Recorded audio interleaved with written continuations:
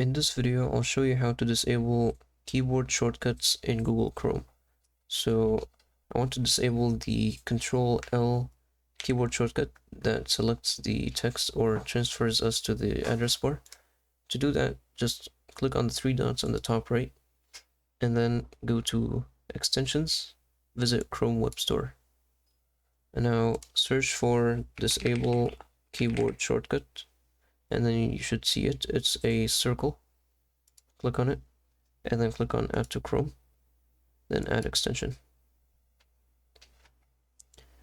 So now, to be able to disable the shortcut, open a new tab, and then click on the three dots, and then click on Extensions, and then Manage Extensions, and then go to Keyboard Shortcuts.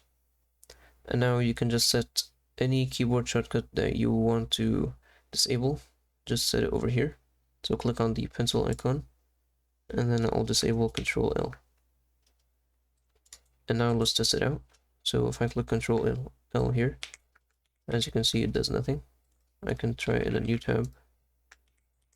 As you can see, it does nothing as well. And that's it. If you found this video helpful, please don't forget to like and subscribe.